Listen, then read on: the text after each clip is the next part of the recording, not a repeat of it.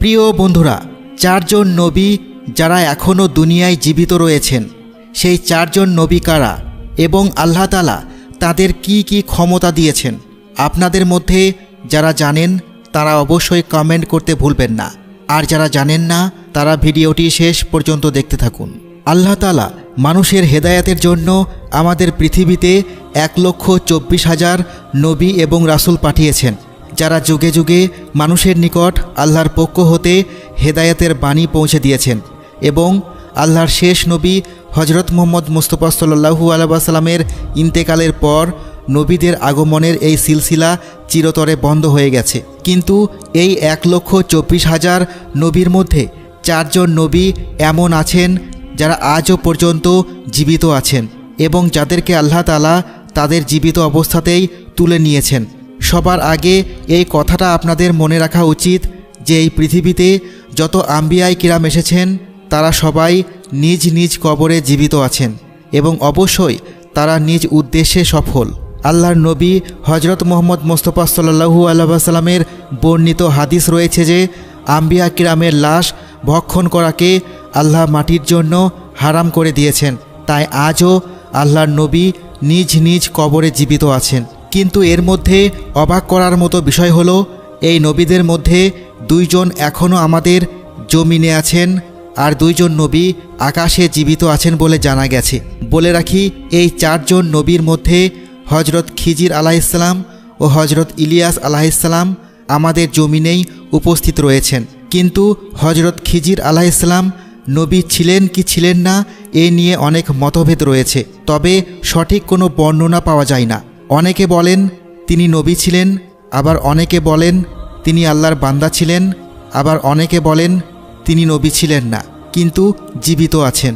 তাদের সম্পর্কে বলা হয় যে তারা প্রতি বছর হজের জন্য মক্কা মুকাররমায় আসেন এবং সেখানে তারা জমজমের পানি পান করেন, যার কারণে সারা বছর তাদের কিছু খাওয়া দাওয়ার প্রয়োজন পড়ে না। আপনাদের জানানোর জন্য বলে রাখি, আল্লাহ তাআলা হজরত ইলিয়াস আলাইহিসসালামকে পাহাড়সমূহ এবং সমস্ত জন্তু জানোয়ারদের উপর কর্তৃত্ব করার শাসন ক্ষমতা দান করেছেন, অর্থাৎ পাহাড় ও জানোয়াররা তার নির্দেশ পালন করত।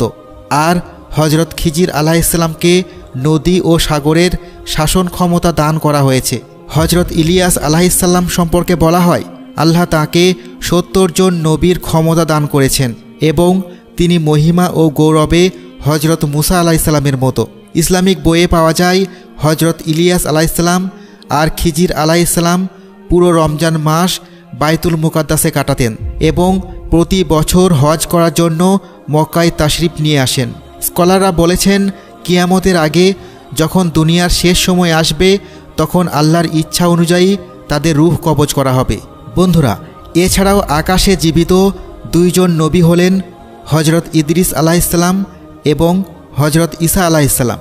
হজরত ইদ্রিস আলাইহিসসালাম সম্পর্কে বলা হয় যে তিনি প্রথম ব্যক্তি ছিলেন যিনি প্রথমবারের মতো কাপড় বুনেছিলেন এবং সেলাই করেছিলেন। তার আগে মানুষেরা জীবজন্তুর চামড়া পরিধান করত।